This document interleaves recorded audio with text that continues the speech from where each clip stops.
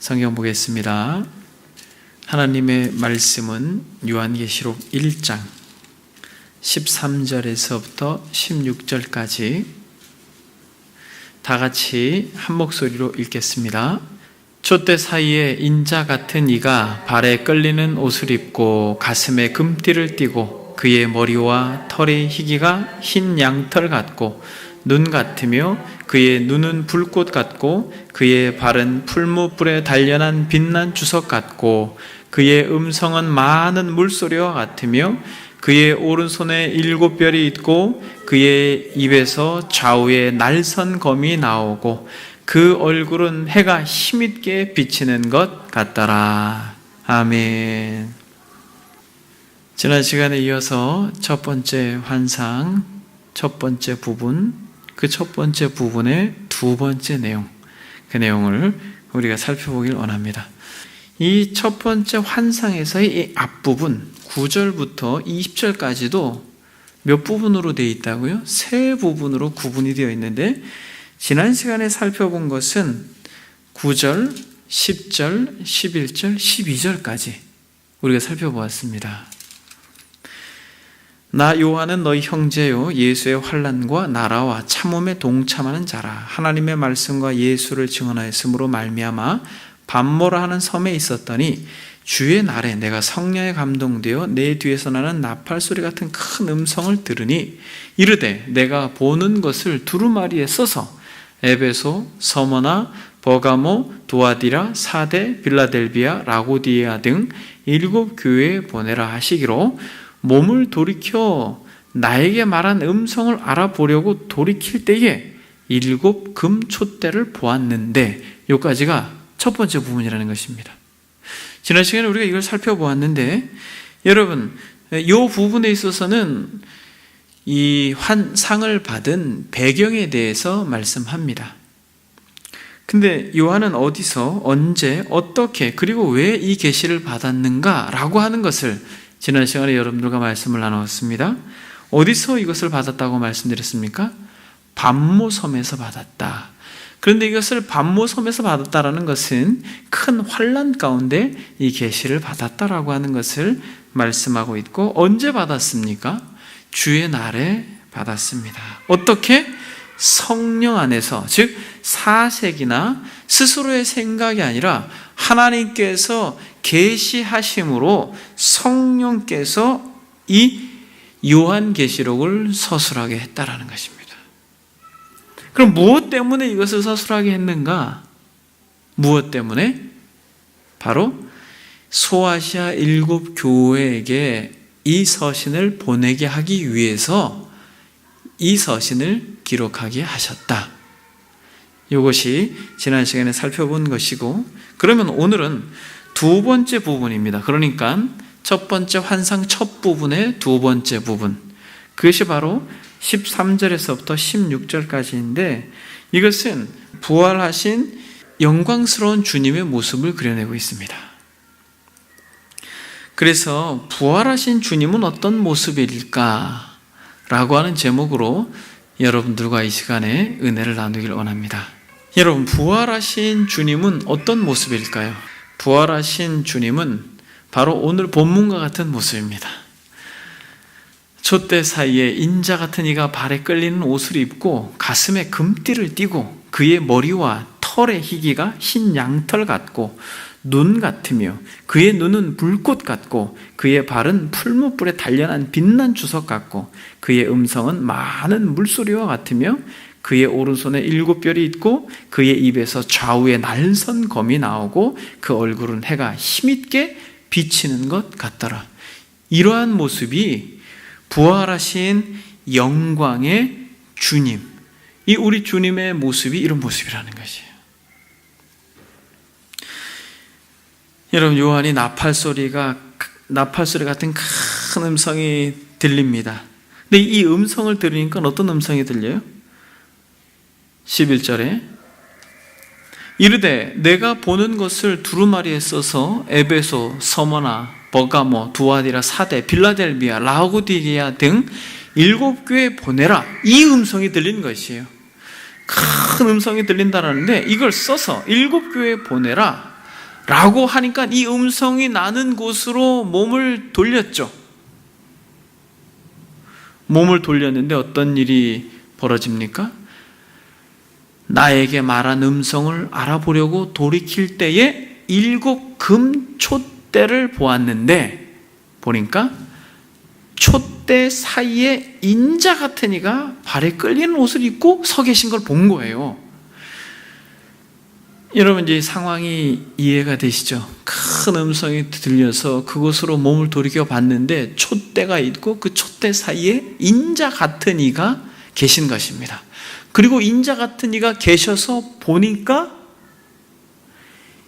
이야, 이게 상상하기 힘든 모습으로 누가? 우리 주님께서 거기 계신 것입니다. 그래서 여러분 여기서 인자 같은 이는 누구일까요? 그래서 제가 말씀드린 것처럼 바로 사람의 아들, 즉 사람으로 오신 예수 그리스도, 오늘 본문에서는 부활의 주님을 칭하는 것입니다. 근데 여러분 이 주님께서 어디에 있습니까? 촛대 사이에 계십니다. 촛대 사이에 계시다라는 것이 아주 의미가 있는 것이에요. 여러분 결론적으로 말씀드릴 때 요거를 기억하셔야 됩니다. 주님께서, 부활하신 영광의 주님께서 어디 계셔요? 촛대 사이에 계시다라는 것입니다. 그럼 여러분 촛대가 뭡니까? 1장 20절에 보니까 같이 한번 읽어보겠습니다. 1장 20절 시작. 내가 본 것은 내 오른손에 7별의 비밀과 또 7 금촛대라. 7별은 7 교회의 사자요 7 촛대는 7 교회니라 라고 말씀하고 있습니다. 그러니까 여기서 촛대 사이에 인자 같은 이가 계신데 촛대는 뭐예요? 그러니까 교회에 누가 계시는 거예요? 부활하신 영광의 주님께서 계십니다. 그래서 여러분 여기서 교회는 1차적으로는 소아시아 7 교회를 말하죠. 그런데 여기서 7이라고 하는 수가 무엇을 말한다고 했습니까? 완전수요, 승리의 수라고 말하였습니다. 그러니까 결국 승리하는 교회를 통칭해서 말하기 때문에 이 공동체에도 부활하신 영광의 주께서 거닐고 계심을 믿습니다. 그분이 우리의 보호자요, 우리의 인도자요, 우리와 함께 계시는 참으로 좋은 분이신 것을 오늘 본문에서 말하고 있는 것입니다. 머리 대신 그리스도께서 여전히 이 공동체의 인도자가 되시고 보호자가 되시는 것을 우리가 믿는 것입니다. 여기서 요한은 그 음성이 나는 곳으로 돌이켰을 때 보니까 예수님의 모습이 이렇게 정말 상상하기 힘든 모습으로 그려져 있습니다. 여러분 한번 오늘 본문에서 우리 주님을 한번 상상해 보십시오. 어떤 모습일까요? 아주 발에 끌리는 긴 옷을 입고 계시고 한번 여러분 상상해 보십시오.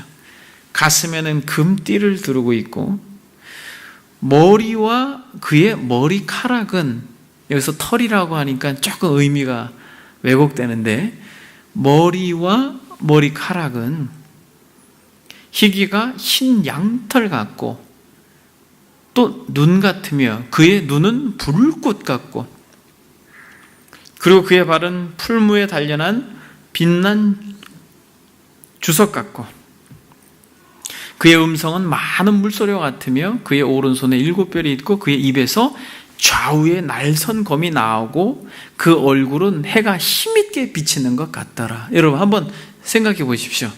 얼굴은 막 해가 힘있게 비치는 것 같고 해가 탁 떠올랐을 때, 그리고 머리가 하얗고 막 입에서는 말씀 그 검이 막 좌우에 날선 검이 나오고, 사실 여러분 이 부활의 모습을 우리가 생각할 때 과연 어떤 모습일까? 여러분 한번 상상해 보십시오. 상상해 가십니까? 제가 지난 시간에도 여러분들에게 잠깐 언급한 바 있습니다만 어떤 사람이 이런 질문을 했어요. 왜 부활하신 주님을 무덤가에 있었던 마리아나 엠마오로 가는 두 제자가 왜 주님과 직접 대화를 했음에도 불구하고 왜 주님인지 알아보지 못했을까? 이런 모습이니까 알아보지 못했을까요? 막 머리가 하얗고 막 얼굴에서 막 해가 막 빛나고 이런 모습이니까 알아보지 못했을까요? 그렇죠, 여러분. 이런 모습이 아니었죠. 그러나 주님께서 약간의 어떤 변화된 모습일 것은 변화된 모습이었을 거라고는 생각을 합니다. 죽음을 이기시고 승리하신 모습으로. 그러나 이러한 상상의 형상을 가지고 계시진 않으셨을 것이다라고 생각을 합니다. 그럼 왜 이 제자들이나 마리아가 왜 주님을 알아보지 못했을까요? 성경은 지속하여 반복적으로 뭐라고 말하냐면 믿지 않았다라고 말합니다. 주님께서 내가 죽은 지 사흘 만에 다시 살아나리라 이렇게 말씀하시죠. 그런데 믿지 않았어요. 놀랍도록 제자들이 믿지 않았습니다. 여러분, 그것은 저와 여러분들에게 시사하는 바가 큽니다. 우리가 말씀을 끊임없이 듣지만 사실 그 현장이 되었을 때 우리는 불신앙적 태도를 취할 수가 있다는 것입니다. 마태복음 28장 17절에 예수를 배웠고 경배하나 아직도 의심하는 사람들이 있더라. 부활하신 주님. 마가복음 16장 11절에 그들은 예수께서 살아나셨다는 것과 마리아에게 보이셨다는 것을 듣고도 믿지 아니하니라. 13절에는 두 사람이 가서 남은 제자들에게 알리었으되 역시 믿지 아니하였다 이렇게 말합니다. 그리고 14절에는 그 후에 11 제자가 음식 먹을 때 예수께서 그들에게 나타나사 그들의 믿음 없는 것과 마음이 완악한 것을 꾸짖으시니 이는 자기가 살아난 것을 본 자들의 말을 믿지 아니함이라. 계속해서 주님이 부활하시고 나서 하신 일은 뭐예요? 믿음 없는 제자들의 마음 가운데 믿음을 주는 그런 일들을 우리 주님께서 하십니다. 누가복음 24장 25절에는 이르시되 미련하고 선지자들이 말한 모든 것을 마음에 더디 믿는 자들이요 그리스도가 고난을 받아 자기의 영광이 들어가야 할 것이 아니냐라고 말씀하였습니다.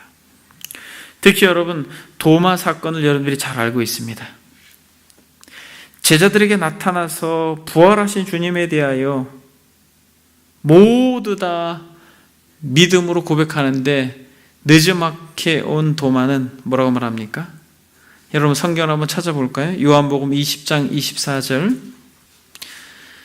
12 제자 중에 하나로서 디두모라 불리는 도마는 예수께서 오셨을 때 함께 있지 아니한지라. 다른 제자들이 그에게 이르되 우리가 주를 보았노라 하니 도마가 이르되 내가 그의 손에 못자국을 보며 내 손가락을 그 못자국에 넣으며 내 손을 그 옆구리에 넣어 보지 않고는 믿지 아니하겠노라 하니라.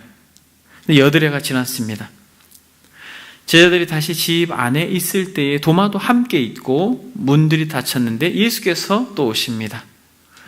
너희에게 평강이 있을지어다 하시니 도마에게 이르시되 내 손가락을 이리 내밀어 내 손을 보고 내 손을 내밀어 내 옆구리에 넣어보라. 그리하여 믿음 없는 자가 되지 말고 믿는 자가 되라. 도마가 이렇게 말합니다. 나의 주님이시오 나의 하나님이시니이다. 예수께서 뭐라고 말씀하십니까? 같이 한번 읽어보겠습니다. 29절 시작. 예수께서 이르시되 너는 나를 본고로 믿느냐? 보지 못하고 믿는 자들은 복되도다 하시니라. 아멘. 여러분들에게 주께서 이 시간에 이렇게 말씀하고 계심을 믿습니다. 너는 나를 본고로 믿느냐? 보지 못하고 믿는 자들은 복되도다. 보지 않고 믿는 자들은 복되도다. 우리가 요한이 본 환상에 대하여 보지 못했지만은 확실히 믿기는 사랑하는 여러분, 저와 여러분들이 이 예수 그리스도, 이 부활의 영광스러운 주님을 이 시간 말씀을 듣고 믿는 은혜가 있기를 소망합니다. 주님께서 너는 나를 본고로 믿느냐? 보지 못하고 믿는 자들은 복되도다 라고 하는 이 말씀이 저와 여러분들에게 적용되어지기를 원합니다.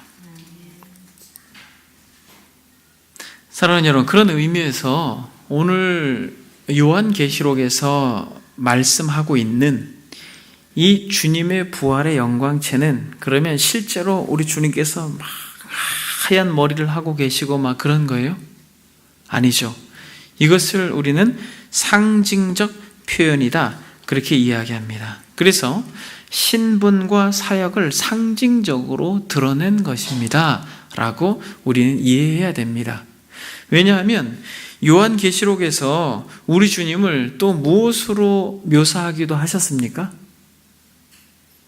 요한계시록 5장 6절을 한번 보겠습니다. 우리 주님께서 자신을 뭐라고까지도 표현하시냐면 5장 6절에 보니까 내가 또 보니 보좌와 네 생물과 장로들 사이에 한 어린 양이 서 있는데 일찍이 죽임을 당한 것 같더라. 그에게 7뿔과 7눈이 있으니 이 눈들은 온 땅에 보내심을 받은 하나님의 7영이더라 라고 말하는데, 여러분, 주님께서 어떤 모양으로 지금 묘사되어지고 있습니까?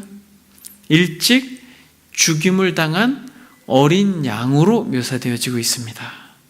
그리고 5장 12절에도 보게 되면 죽임을 당하신 어린 양은 능력과 부와 지혜와 힘과 존귀와 영광과 찬송을 받으시기에 합당하도다. 이처럼 우리 주님께서 부활하신 영광의 모습으로도 나타나지만은 계시록에 예수님을 어떻게 묘사합니까? 일찍 죽임을 당한 어린 양으로 묘사합니다. 그러면 우리 주님이 어린 양이세요? 어린 양이세요? 아니죠. 우리 주님이 어린 양으로 묘사한 것은 즉 고난을 상징하고 죽음을 상징하는 것입니다. 그의 사역에 대하여서 묘사한 것입니다. 이 구약의 제사를 드릴 때에 제사장들이 양을 잡아서 제물로 드렸던 것처럼 우리 주님께서 일찍이 어린 양으로, 하나님의 어린 양으로 오셔서 저와 여러분들을 대신하여 죽으시고 고난 받으셨음을 믿습니다. 여러분, 그렇기 때문에 오늘 본문에서 말하고 있는 것은 우리 주님을 상징적으로 묘사한 거예요. 마치 이것과도 같습니다. 여러분들이 어떤 사람을 만났는데 축구 선수를 만났다고 한번 해보세요. 그 사람의 머리는 굉장히 스마트해요. 그래서 핸드폰 같아. 그리고 그 사람의 발은 너무너무 빨라서 보니까 로켓 같대요. 그렇게 이야기했습니다. 그럼 그 사람 머리가 핸드폰이에요? 아니죠. 그럼 그 사람 발이 로켓이에요? 아니죠. 같더라라고 하는 것입니다. 그러면 핸드폰 같다라고 하는 건 뭐예요? 스마트하다라는 것입니다. 로켓 같다라는 건 뭐예요? 그만큼 빠르다라고 하는 것을 상징적으로 표현하는 것입니다. 이처럼 오늘 본문에서 우리 주님께서 요한에게 자신을 계시하신 것은 당신의 사역과 신분을 상징적으로 드러낸 것인데, 그러면 그분의 사역과 그분의 신분이 어떠한가? 여러분, 이것이 이 초대교회에 고난받는 이들에게 이것이 이 요한계시록 서두에 기록됐다는 것은 굉장히 의미가 있는 것입니다. 여러분들에도, 저와 여러분들에게도 이것이 의미 있게 다가오길 바랍니다. 여러분, 그러니까 어떤 모습입니까? 촛대 사이에 인자 같은 이가 발에 끌리는 옷을 입고 가슴에 금띠를 띠고 그의 머리와 털의 희기가 흰 양털 같고 눈 같으며 그의 눈은 불꽃 같고 그의 발은 풀무불에 단련한 빛난 주석 같고 그의 음성은 많은 물소리와 같으며 그의 오른손에는 7별이 있고 그의 입에서 좌우에 날선검이 나오고 그 얼굴은 해가 힘있게 비치는 것 같더라. 여러분, 이 모습을 신약에서 요한에게만 유일하게 보인 게 아니에요. 놀라운 것은 이 모습이 구약에 여러 부분 묘사되어 있습니다. 대표적으로 다니엘서 10장 5절 6절을 보겠습니다. 여러분 굉장히 중요한 구절이기 때문에 가능한 한 여러분들이 한번 찾아보실 수 있으면 좋겠습니다. 다 같이 한번 읽어보겠습니다. 그때 내가 눈을 들어 바라본즉 한 사람이 세마포 옷을 입었고 허리에는 우바스 순금띠를 띠었더라. 또 그의 몸은 황옷 같고 그의 얼굴은 번갯빛 같고 그의 눈은 횃불 같고 그의 팔과 발은 빛난 놋과 같고 그의 말소리는 무리의 소리와 같더라. 여러분 비슷하죠? 계시록의 말씀과 비슷합니다. 그리고 여러분 다니엘서 7장 9절 10절 한번 보겠습니다. 다니엘서 7장 9절 10절 같이 읽어보겠습니다. 내가 보니 왕자가 놓이고 옛적부터 항상 계신 이가 좌정하셨는데 그의 옷은 희기가 눈 같고 그의 머리털은 깨끗한 양의 털 같고 그의 보호자는 불꽃이요 그의 바퀴는 타오르는 불이며 불이 강처럼 흘러 그의 앞에서 나오며 그를 섬기는 자는 천천히요 그 앞에서 모셔 선 자는 만만이며 심판을 베푸는데 책들이 펴 놓였더라. 여기서 되게 중요한 것은 심판을 베푸는 데입니다. 마지막에 결론적으로 적용할 것이지만 여러분 지금 이 부분에서 지금 10장과 7장 그리고 한 절만 더 보겠습니다. 다니엘서 12장 3절 지혜 있는 자는 궁창의 빛과 같이 빛날 것이요 많은 사람을 옳은 대로 돌아오게 한 자는 별과 같이 영원토록 빛나리라 라고 말씀하고 있습니다. 여러분 제가 여러분들과 살펴본 이 세 구절 속에 이 요한계시록에서 요한이 본 주님의 환상에 몇 가지가 있습니까? 너무 빨리 지나쳐가지고 여러분 잘 모르시겠죠? 몇 가지가 있는 것 같아요. 요한이 본 주님의 환상을 구분하면 8개로 구분할 수 있습니다. 이 8개의 몇 개가 다니엘 환상 가운데 있습니까? 하나하나 곰곰이 따져봐야 되겠죠. 7개가 있습니다. 세마포 옷과 우바스 순금띠, 그것은 발에 걸리는 옷과 가슴을 두른 금띠죠. 그리고 얼굴은 번갯빛 같고, 이게 다니엘서의 표현입니다. 이것은 햇빛 같다 라고 하는 표현과 같고, 눈은 횃불 같고 라고 하는데 계시록은 뭐라고 말합니까? 눈은 불꽃 같고. 여러분 지금 제가 이걸 이렇게 말하는 것은 해석에 다니엘서의 말씀이 근거가 되기 때문에 이것을 하는 것입니다. 그리고 발은 빛난 놋과 같고, 그런데 계시록은 빛난 주석과 같고 이렇게 이야기합니다. 말소리는 무리의 소리와 같고, 그런데 요한계시록은 뭐라고 말합니까? 많은 물소리 같고, 그리고 머리털은 깨끗한 양의 털 같고, 그런데 뭐라고 말합니까? 동일하게 양털 같고 라고 이야기합니다. 이것은 다니엘서 7장의 이야기고, 그리고 다니엘서 12장에 있는 손의 별은 빛나는 별로 묘사하고 있습니다. 그렇죠, 여러분. 지금 다니엘서에서 말하고 있는 이 세 구절의 내용과 이 요한계시록에서 요한이 환상으로 본 예수 그리스도의 이 부활의 영광스러운 모습이 몇 개나 동일하게 같아요? 7개나 동일하게 같습니다. 근데 여러분, 그럼 한 가지가 비죠. 이게 뭡니까? 얼굴이 나왔고, 세마포 옷이 나왔고, 또 눈, 발, 또 말소리, 또 머리와 털, 그리고 손. 하나는 뭐예요? 입. 이 입은 어느 선지자가 이야기했습니까?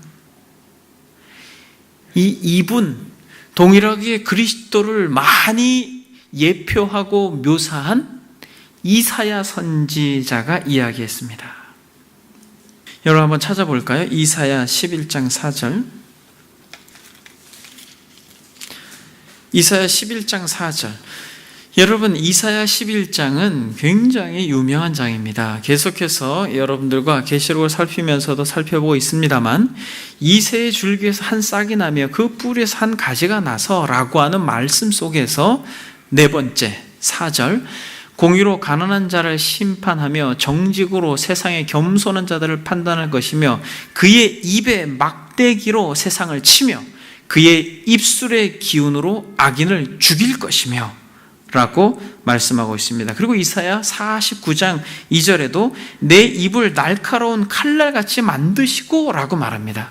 그러면서 이 다니엘서와 이사야의 이 계시의 예언의 말씀을 통하여서 요한이 본 예수 그리스도의 부활의 영광의 모습을 미리 하나님께서 계시하고 말씀하여 주셨습니다. 그러니까 일찍이 이 구약의 선지자들을 통하여서 영광스러운 주님의 모습을 묘사하였습니다. 그러면 이 시간에 구체적으로 이 요한계시록에서 말하고 있는 이 주님의 영광스러운 모습의 계시의 내용이 어떠한 신분과 사역과 상징을 담아내고 있는가? 처음에 8가지 모습이라고 했습니다. 그렇죠? 첫 번째, 발에 끌리는 옷을 입고 가슴에 금띠를 띠고 계신다라는 거예요. 주님께서. 여러분, 이것은 뭘 상징하고 있는 것입니까? 발에 끌리는 옷은 뭐예요, 여러분? 누가 발에 끌리는 옷을 입고 다녔습니까? 그렇죠, 여러분. 왕이 발에 끌리는 옷을 입고 다녔고 또 누가 발에 끌리는 옷을 입고 다녔어요? 제사장이 발에 끌리는 옷을 입고 다녔습니다. 그래서 여러분, 이 발에 끌리는 옷을 입었다라고 말할 때 다니엘서에서는 뭐라고 말합니까? 이 발에 끌리는 옷을 세마포 옷 이렇게 이야기하죠. 세마포 옷과 우바스 순금띠라고 표현을 하였다라고 우리가 방금 전에 살펴보았습니다. 그러니까 이 세마포 옷은 즉 누구의 옷을 만들 때에 주로 사용한 옷입니까? 출애굽기 39장 28절에 보면 세마포로 두건을 짓고 세마포로 빛난 관을 만들고 가는 배실로 짜서 세마포 속바지를 만들어라 라고 말하는데, 이 출애굽기 39장은 제사장이 옷을 만드는 과정 속에서 설명되어지고 있는 본문입니다. 그러니까 이 긴 옷은 즉 이 세마포 옷, 즉 제사장을 상징적으로 말할 때에 이 긴 옷을 말합니다. 근데 여러분, 여기서 또 발에 끌리는 옷을 입고 가슴에 무슨 띠를 띠고? 금띠를 띈다는 건 뭐예요? 여러분, 제사장들이 특히 대제사장 같은 경우는 가슴에 12보석을 박은 이 흉패를 둘었죠. 근데 12보석을 박지 않고 뭘 지금 가슴에 두르고 있다고 해요? 금을 두르고 있다고 말합니다. 그러니까 가슴에 금띠를 띠고, 다니엘서에는 뭐라고 말합니까? 우바스 순금띠라고 말합니다. 여기서 우바스라고 하는 것은 정금이라는 뜻으로 당시에 금이 나는 산지로 유명한 곳일 것이다 라고 성경학자들이 말하고, 금의 산지인 오빌이라고 하는 지역으로 추정하기도 합니다. 그러니까 보석을 가슴에 단 제사장과는 다르게 가슴에 뭘 둘렀어요? 금을 둘렀어요. 여러분, 허리에 금을 두르면은 누구를 상징하는 것이에요?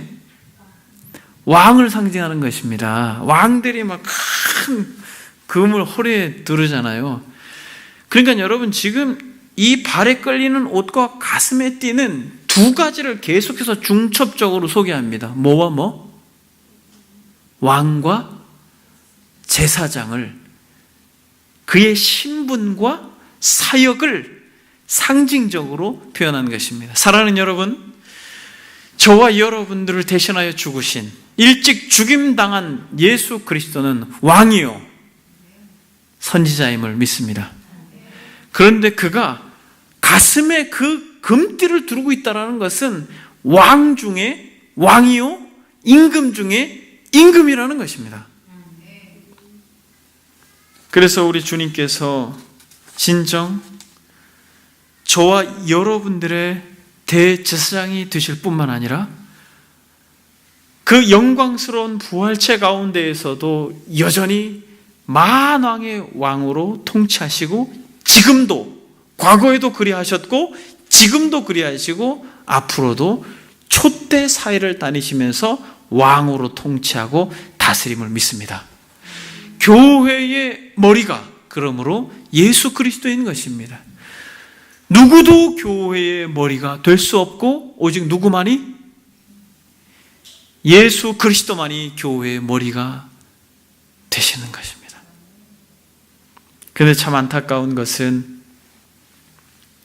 오랜 전통을 가진 교회들을 보게 되면 그 교회의 유력한 장로님들이 마치 머리와 같이 주도권을 가지고 있는 것을 보게 됩니다. 여러분, 그것은 주님이 몹시 슬퍼하는 것이에요. 촛대 사이를 다니는 그리스도의 마음을 아프게 하는 것입니다.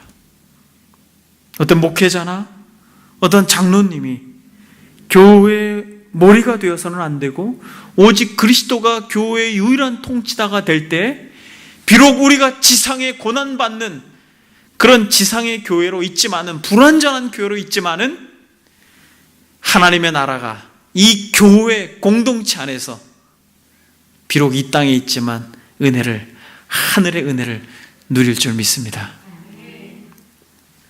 그럼 여러분, 두 번째 어떤 표현을 하고 있습니까? 그의 머리와 털의 희기가 무엇과 같다? 양털 같다. 이렇게 표현하고 있습니다. 지금 8가지를 살펴보는데 두 번째로 왔습니다. 다니엘서에서는 뭐라고 말합니까? 내가 보니 왕좌가 놓이고 옛적부터 항상 계신 이가 좌정하셨는데 그의 옷은 희기가 눈 같고 그의 머리털은 깨끗한 양의 털 같다. 이렇게 말합니다. 그러니까 여러분, 이것은 뭘 말하는 것입니까? 깨끗한 양의 털 같다. 다니엘서에서 그 힌트를 말하고 있는 것입니다. 옛적부터 항상 계신 이라고 말합니다. 옛적부터 항상 계셨다라고 말하는 것은 무엇이에요? 나는 알파와 오메가가 된다라고 하는 말 속에서 나는 영원부터 있었던 하나님이다라고 하는 그분의 신분과 사역을 상징적으로 드러내주고 있는 것입니다. 여러분, 머리가 하얗다라고 하는 것은 오래됐다라는 거잖아요. 그렇죠? 머리가 하얀 분들, 그런 분들은 오랜 세월을 사셨다라는 것이죠. 그것은 다니엘서가 말하고 있는 것처럼 옛적부터 계셨는데 어떻게 계셨다라고 말합니까? 항상 계셨다라고 말합니다. 그래서 예수 그리스도 그분은 영원전부터 계신 하나님임을 드러내고 있습니다. 그리고 세 번째, 눈은 불꽃 같다 이렇게 표현합니다. 눈은 불꽃 같다. 여러분, 다니엘서에서 주님의 눈을 어떻게 묘사합니까? 횃불 같다 이렇게 묘사합니다. 횃불 같다.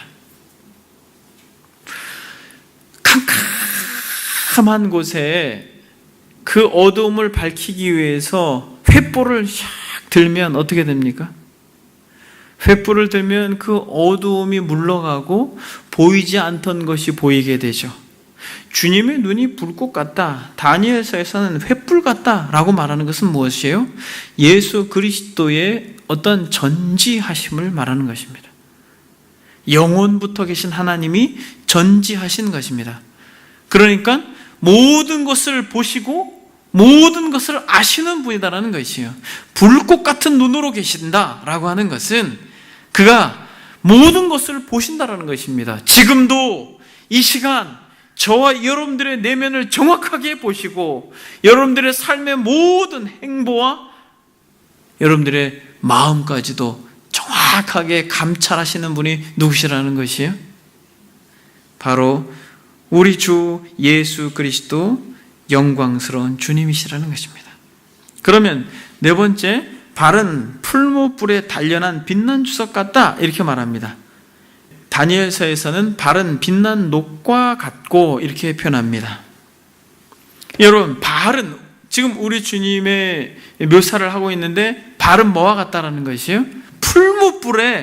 풀무불에 단련한 빛난 주석 같다. 여러분, 주석이 뭔지 아시죠? 이 주석이라고 하는 이 단어를 다른 성경에는 금광석, 놋쇠, 청동 이런 표현으로, 그러니까 금속인데 굉장히 단련된 금속이에요. 무겁기도 하고 단단한 것. 근데 그게 발이에요. 그럼 어떻게 되겠어요? 그걸로 확 밟으면 부서지겠죠. 고대에서 전쟁에 패하면 승리한 장수가 어떻게 했습니까? 패배한 이 장수의 목을 눌러서 발판으로 삼았다고 합니다. 그러니까 발로 착 밟아가지고 딱 쓰는 것이죠. 그러니까 여러분, 이것은 심판 그 자체를 의미합니다. 그리고 강함을 상징하고, 또한 이것이 빛난 주석인데 어디에서 이 단련되어서 빛난 주석이 되었습니까? 풀무불에서. 여러분, 풀무불이 무슨 불이에요? 새를 녹이는 불이죠.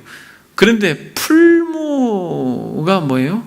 풀무불이라고 하는 게 풀무질을 해서 내는 불이라는 뜻이에요. 그럼 풀무질이 뭐예요? 풀무질이라고 하는 것은 이 화력을 세게 하기 위해서 산소를 유입하는 행동을 풀무질이라고 말합니다.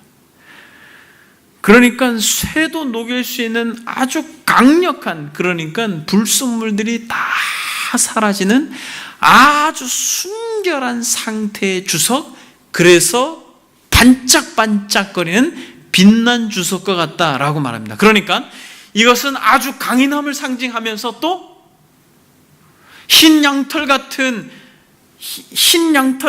눈과 같은 이 표현과 동일한 아주 순결하고 아주 공의로운 것을 상징적으로 말하는 것입니다. 그래서 얼마나 강한 발인가, 그리고 얼마나 순결하고 얼마나 의로운가라고 하는 것입니다.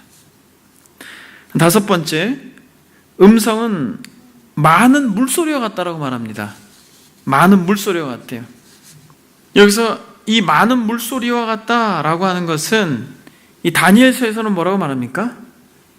무리의 소리와 같고 이렇게 표현합니다. 무리. 그러니까 굉장히 많은 무리들의 소리와 같다. 그러니까 많은 물소리, 무리의 소리.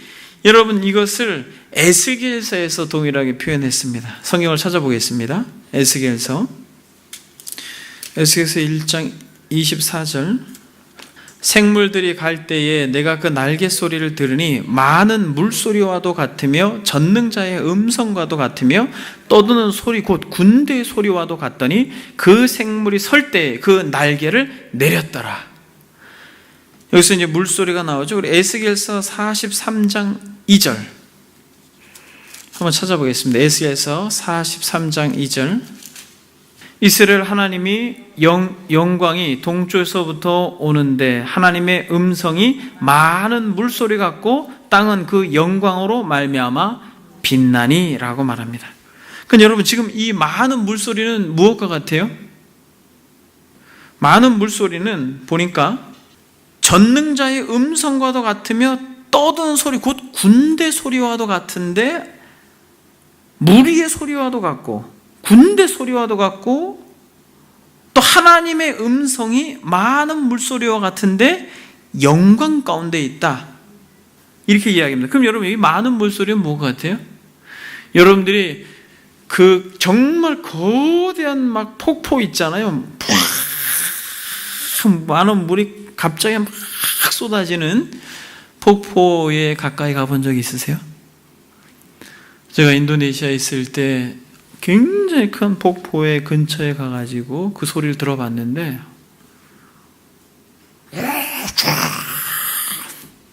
뭘 의미합니까? 영광과 위엄과 권세를 상징적으로 드러내는 것이. 여러분, 많은 군대의 함성 소리를 들어본 적이 있습니까? 거기에서는 뭘 느낍니까? 힘과 권세를 느끼죠. 그러니까 여러분, 에스겔서에서 하나님의 음성에 많은 물소리 같고 땅은 그 영광으로 말미암아 빛난다라고 말할 때, 즉 이 많은 물소리는 우리가 감히 상상할 수 없는 영광스러운 위엄과 권세와 어떻게 표현을 못하겠습니다. 많은 물소리. 여러분, 오른손에 7별이 있다라고 하는 건 뭐예요? 그것은 다니엘서 12장에 나오는 말씀과 연관이 된다고 말씀드렸습니다. 지혜 있는 자는 궁창의 빛과 같이 빛날 것이요 많은 사람을 옳은 대로 돌아오게 한 자는 별과 같이 영원토록 빛나리라. 그러므로 여러분, 오른손에 7별이라고 하는 것은 즉 하나님께서 보호하시고 지켜주는 그런 어떤 7교회의 사자를 상징적으로 말하는 것이죠. 우리가 계시록 1장 20절에 7별은 뭐라고 말했습니까? 7교회의 사자라고 이야기했죠. 그러니까 이 오른손에 있는, 그러니까 이런 영광스러운 모습 가운데 있지만은 이 오른손에는 뭐가 있냐면 이 7별이 있다라는 것이에요. 그러니까 이 오른손에 7별이 있다라는 건 좀 다른 의미입니다. 지금까지 계속 했던 예수님의 어떤 영광스러운 상징적 모습과 오른손에 7별이 있다라고 하는 것은 또 다른 표현이에요. 그럼 여러분, 7번째, 그의 입에는 좌우에 날선검이 나오고, 여러분 이것은 뭘 의미합니까? 이사야 11장에서 여러분들과 일찍 살펴본 바 그의 입에 막대기로 세상을 치며 그의 입술의 기운으로 악인을 죽일 것이다 라고 말씀하고 있는 것처럼, 마치 좌우의 날선검처럼 정확하게 심판하고 정확하게 판단하고 마치 양과 염소를 가르듯이, 알곡과 가라지를 정확하게 가르듯이 중간에 머물 수 없도록 칼날로 정확하게 구분한다는 것입니다. 그래서 여러분, 이것은 히브리서에서도 이 말씀이 나오는데, 히브리서 4장 12절 13절, 하나님의 말씀은 살았고 활력이 있어 좌우의 날선 어떤 검보다 예리하여 혼과 영과 및 관절과 골수를 찔러 쪼개까지 하며 또 마음의 생각과 뜻을 판단하나니 지으신 것이 하나도 그 앞에 나타나지 않음이 없고 우리의 결산을 받으실 이의 눈 앞에 만물이 벌거벗은 것 같이 드러나느니라. 그러니까 여러분, 정확하게 히브리서 기자는 이것을 설명하고 있는 것입니다. 지으신 것이 하나도 그 앞에 나타나지 않음이 없고 우리의 결산을 받으실 이의 눈앞에 만물이 어떻게? 벌거벗은 것 같이 드러나리라. 무엇으로? 그의 말씀으로. 그래서 여러분, 요한복음 12장 48절에는 뭐라고 말하냐면, 나를 저버리고 내 말을 받지 아니하는 자를 심판하리가 있으니 곧 내가 한 그 말이 마지막 날에 그를 심판하리라. 즉 하나님께서 하신 이 말씀, 저와 여러분들이 듣고 있는 이 말씀이 마치 그 입에서 나오는 좌우의 날선검처럼 정확하게 많은 무리들을 발가 벗기고 심판하는 데에 이 말씀이 쓰이게 된다는 것입니다. 마지막으로 여러분, 무엇입니까? 마지막은 얼굴은 해가 힘있게 비치는 것 같고, 여러분 이것은 사사기 5장에 나와 있는 말씀으로 우리가 이해할 수 있습니다. 사사기 5장 31절에 보게 되면 이렇게 말씀합니다. 여호와여, 주의 원수들은 다 이와 같이 망하게 하시고 주를 사랑하는 자들은 해가 힘있게 도둠같게 하옵소서. 여기서 해가 힘있게 돋는다 라고 말하는 것은 바로 이 승리의 기쁨과 즐거움을 상징적으로 말한다는 것입니다. 이 사사기 5장 31절의 이 내용은 드보라와 바락이 노래한 이 노랫말의 마지막 부분입니다. 즉 여사사 드보라가 바락과 더불어서 시스라가 이끄는 가나안 왕 야빈의 군대를 물리치고 나서 가나안 왕의 통치에서 벗어나서 이 승전의 기쁨을 노래한 내용의 이 마지막 부분입니다. 즉 다시 말하면 예수 그리스도 이 영광스러운 주님께서 결국 죄와 사망 그리고 어두운 이 권세자들 사단을 결국 결박하고 승리하고 무찌르심으로 인하여서 그의 얼굴이 영광스럽게 해와 같이 아침에 뜨는 해와 같이 찬란하게 빛나는 것을 말합니다. 여러분 사람들의 얼굴을 보면 그 사람의 무엇을 알 수 있어요? 그 사람의 마음을 알 수 있죠. 기쁜 일이 있으면 옆에 분 한번 보시겠어요? 얼굴이 어떤지? 기쁜 일이 계신 것 같아요. 여러분들이 얼굴을 보면 알 수 있습니다. 근심이 많은 사람은 애써 웃으려고 해도 그 마음의 근심을 어떻게 할 수 없어요. 그러나 예수 그리스도의 얼굴은 해가 힘있게 빛나는 것처럼 환한 것은 승리의 왕이요 영광의 왕이요 만왕의 왕이요 죄와 사망을 결박하고 사탄을 무찌른 승리의 주가 되신다는 것입니다. 여러분 지금까지 우리가 굉장히 긴 여정 동안 이 첫 번째 환상, 첫 번째 부분의 이 두 번째 요한이 주님을 본 그 영광스러운 부활의 주님을 본 환상에 대하여 살펴보았습니다. 여러분 우리가 지금까지 살펴본 환상의 모습 속에서 이 환상의 모습 속에서 즉 부활하신 영광의 주님의 이 환상의 모습 속에서 요한이 정말 계시하고 싶은 이 핵심이 무엇일 것 같아요? 여러분 마음속에 이거를 간직하고 가셔야 돼요. 그 극한 고난 가운데에서도 이 주님을 본 환상의 음성을 들은 이들이 기꺼이 죽음을 감당할 수 있었던 그리스도에 대한 신뢰가 바로 여기서 나오는 것이에요.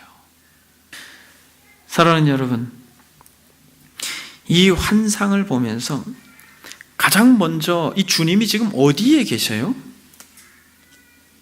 제가 요거는 기억하십시오 그렇게 말했습니다. 주님께서 어디에 계셔요? 촛대 사이에 계셔요. 촛대 사이에 인자 같은 이가 라고 말합니다. 교회 안에 계신다라는 것이요. 그 교회가 세상적인 가치로 건물이 화려하든 그렇지 않든 아니면 고난 가운데 있든 아니면 어떠한 모습 가운데 있든 그 교회의 한복판에 있다는 것입니다. 저와 여러분들이 교회인 것이에요. 교회가 핍박받을 때에 사울에게 나타나서 왜 나를 핍박하느냐라고 말하였던 우리 주님처럼 그 교회 사이에 계시면서 복장은 왕의 복장이요 제사장의 복장이요 영광스러운 모습으로 있는데 여러분 놀라운 것은 복장, 머리카락, 눈, 발, 음성, 입, 이 모든 것이 여러분 무엇을 내포하고 있습니까? 무엇을 내포하고 있어요, 여러분? 심판을 내포하고 있습니다.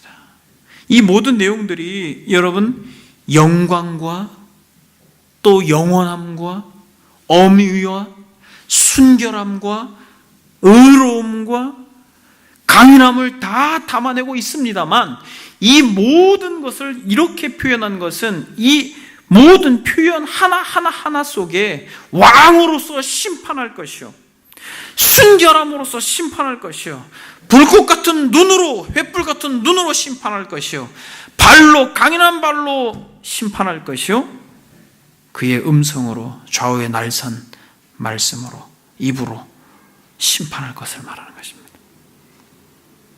이 8가지 중에 2가지 중에 하나는 오른손의 7별이라고 하는 것. 그것은 바로 교회의 사자라고 하지만은 이것은 교회의 사자를 붙든다라는 것은 결국 교회를 붙들고 계시다라는 것이에요. 그러니까 세상을 심판하되 끝까지 나를 주인으로 모시고 살아가는 너희들을 내가 어떻게 하겠다? 오른손으로 붙들어 주겠다. 마지막 때에도 내가 이러한 권세와 권능으로 세상을 심판할 때 너희들은 내가 오른손으로 너를 붙들 것이다. 이것이 확실한 것은 그의 얼굴이 승리의 얼굴이요, 해와 같이 빛나는 얼굴이요, 영광의 얼굴이라는 것이. 사랑하는 여러분, 한 가지만 적용하고 말씀을 마치겠습니다. 예수 그리스도로 인하여 고난받는 당시의 초대교회 성도들, 그래서 정말 숨죽여 살고 지금이라도 당장 예수가 주님이 아니고 바로 로마 황제 당신이 나의 주인입니다 라고 고백하고 싶은 그러한 처절한 싸움 가운데 이 계시를 보이시면서 끝까지 이기는 자, 끝까지 남는 자, 그는 내가 오른손으로 붙들 것이다. 그 마지막 때의 영광스러운 그날, 주의 날, 심판의 날에 모든 사람들이 벗겨진 채로 좌우의 날성국과 같은 예리한 음성으로 심판받지만은 빛난 주석과 같은 순결한 권세로 짓눌림을 당하겠지만은 예수 그리스도를 끝까지 믿은 너희들에게는 해와 같이 빛나는 얼굴을 보이시겠다. 여러분, 여기서 무엇을 적용할 수 있습니까? 여러분, 제가 한 가지 질문하겠습니다. 여러분들은 조용히 주님을 묵상하면 무엇이 떠오릅니까? 조용히 주님을 묵상하면 무엇이 떠올라요? 일찍 죽임당한 어린 양이 떠오르죠. 여러분, 오늘 이 시간부터 일찍 죽임당한 어린 양만 떠올리지 마시고 오늘 이 시간부터 여러분들은 묵상할 때 항상 일찍 죽임당한 어린 양뿐만 아니라 얼굴이 해와 같이 빛나시고 발은 빛난 주석 같으시고 머리와 머리카락은 정말 흰, 그리고 긴 옷을 입고 금으로 가슴을 두르고 계신, 입에는 좌우에 날선 거미, 그리고 많은 물소리와 같은 이런 주님을 여러분들이 같이 묵상할 수 있는 은혜가 있기를 소망합니다. 말씀을 마치겠습니다. 여러분, 주님을 끝까지 사모하는 자들에게 은혜가 있을 것입니다. 에베소 6장 마지막 절에 우리 주 예수 그리스도를 변함없이 사랑하는 모든 자에게 은혜가 있을지어다. 여러분들이 어떤 환경, 어떤 상황 가운데 놓인다 할지라도 요한이 환상 가운데 바라보았던 영광의 주님을 우리가 믿음의 눈으로 바라봄으로 절대로 좌절하거나 낙심하거나 실망하지 말고 죽음 넘어서 있는 영원한 하나님의 나라, 그 나라를 소망하며 지금 그리스도의 통치를 받아 하나님의 나라를 맛보고 누리는 은혜가 저와 여러분들에게 있기를 소망합니다. 그래서 우리가 이 계시록을 이러한 관점에서 바라보아야 되는 것이에요.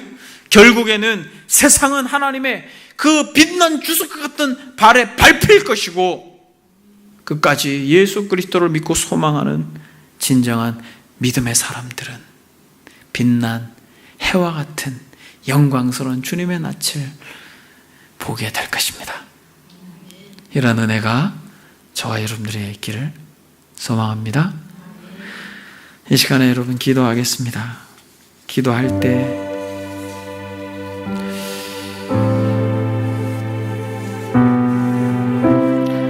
우리가 예수님 믿음으로 그렇게 사자밥이 되고 불에 태워서 죽는 그런 극한 고난의 때는 아니지만은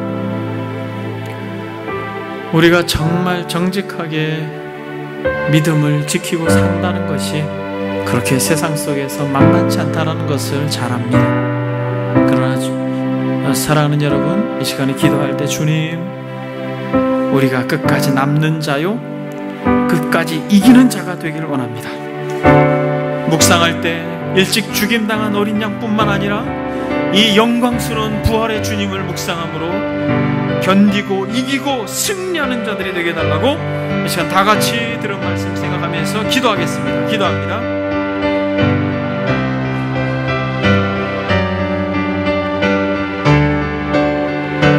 살아계신 하나님 아버지,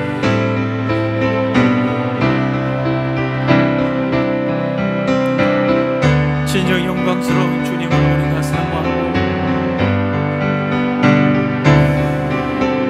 주님, 우리를 긍휼히 여겨주십시오. 믿음으로 이 땅을 살아가는 것이, 또 믿음으로 하나님 아버지 신앙을 지키는 것이, 아버지 하나님이여, 정말 순결한 신부와 같이 이 땅을 살아갈 수 있도록 성령이여, 들은 말씀처럼 예수 그리스도를 믿음으로 끝까지 우리가 이 믿음 따라 그렇게 신앙생활 할 수 있도록 주님 도와주십시오. 아버지 하나님이여, 정말 촛대 사이를 거느시는 주님, 교회의 머리가 되어주셔서 이 촛대 사이를 지나시는 우리 주님께서 정말 아버지 하나님의 진정 왕으로 제사장으로 우리의 유일한 소망이 되시는 주께서 우리 사랑하는 현 권속들 이 들은 말씀 가지고